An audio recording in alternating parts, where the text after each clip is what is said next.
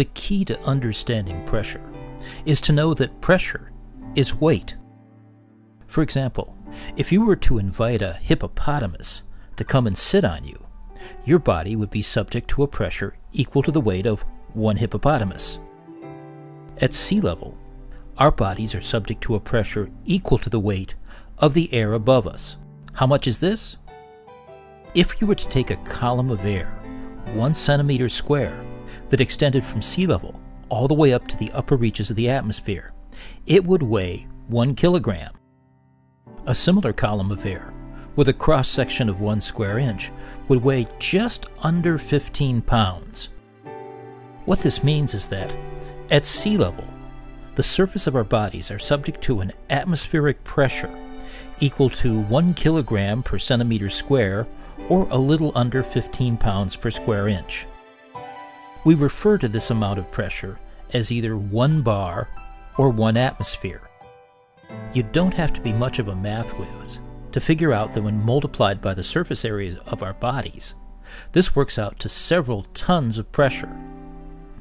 That's one very serious hippopotamus. So why doesn't this immense amount of pressure cause us excruciating pain or crush our bodies like eggshells? The answer is that our bodies are comprised primarily of solids and liquids, which are relatively incompressible. These solids and liquids also transmit pressure evenly, so it means that our body tissues are pre-pressurized at sea level to a pressure of 1 bar or 1 atmosphere.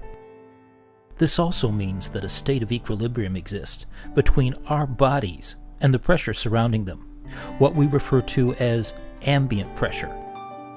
So long as this pressure remains in balance, we won't feel a thing.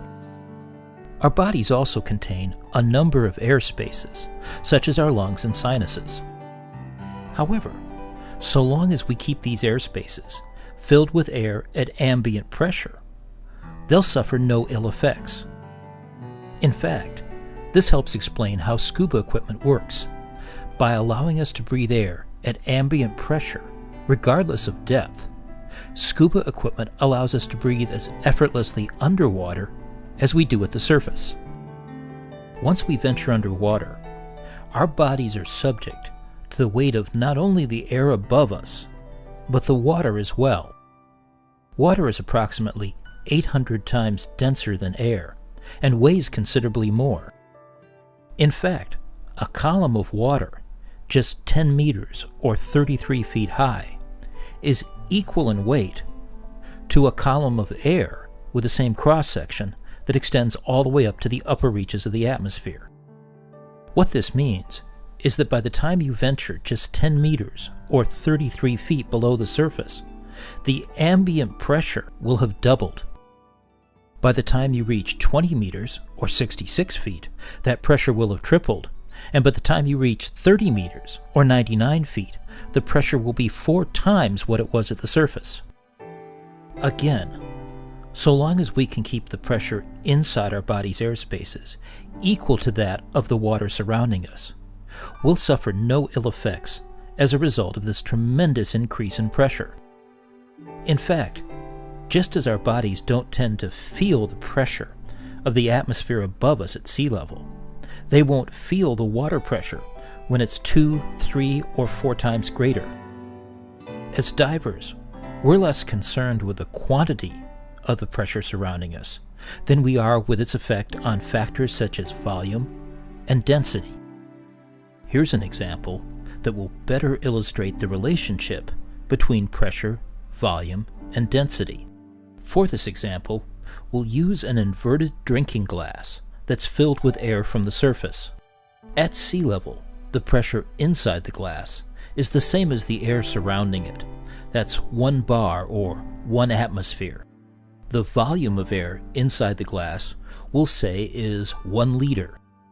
And finally, we'll give the air molecules inside the drinking glass a density factor of 1. Let's see what happens when we take the glass to a depth of 10 meters or 33 feet. At this depth, the ambient or surrounding pressure is 2 bar or 2 atmospheres, twice what it was at sea level. The air inside the glass has been compressed to half what it was at the surface, showing an inverse relationship between pressure and volume. What's important to understand is that although the volume has changed, the quantity of air molecules has not. They're simply packed twice as close together as they were before. Now let's see what happens when we go to a depth of 20 meters or 66 feet. At this depth, the ambient pressure is 3 times what it was at the surface. The volume is now 1/3 of what it was to start. And the density of those air molecules is now 3 times what it was to begin with. At this point, you should have a pretty good idea of what will happen if we take the glass to the recommended sport diving depth limit of 30 meters or 99 feet. At this depth, the ambient pressure is 4 times what it was at the surface. The volume of the air inside the glass has been compressed to 1/4 of what it was at sea level. And, not surprisingly, the air molecules inside this tiny space are packed 4 times closer together than they were at the beginning. In your study materials, you'll find a chart that summarizes the information we've just discussed. You'll want to study this chart, not so much to commit it to memory as to be able to recreate it by following the logic on which it's based.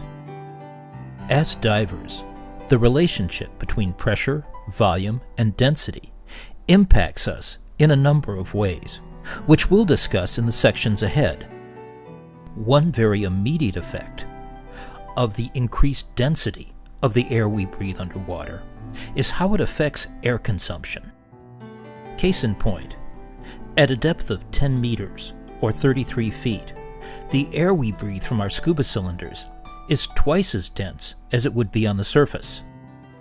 This means that at this depth, we'll consume air twice as fast. At a depth of 20 meters or 66 feet, we'll consume air 3 times as fast. And at 30 meters or 99 feet, we'll consume it 4 times as fast as we would at the surface. Let's look at this another way. How long a cylinder lasts underwater depends on a variety of factors, such as cylinder size and respiratory rate. Nevertheless, all other factors being equal, a scuba cylinder that would normally last us 1 hour at the surface will last just 30 minutes at a depth of 10 meters or 33 feet. This same cylinder will last just 20 minutes at a depth of 20 meters or 66 feet, and just 15 minutes at a depth of 30 meters or 99 feet. You already know that in shallow water, you enjoy more sunlight and brighter, more natural colors. Now you see that there's another very practical benefit to staying shallow whenever possible. Your air lasts longer. In the sections ahead, you'll learn about 2 additional limitations associated with deeper diving. For now, it's enough to know that it's to your benefit to stay shallow whenever possible.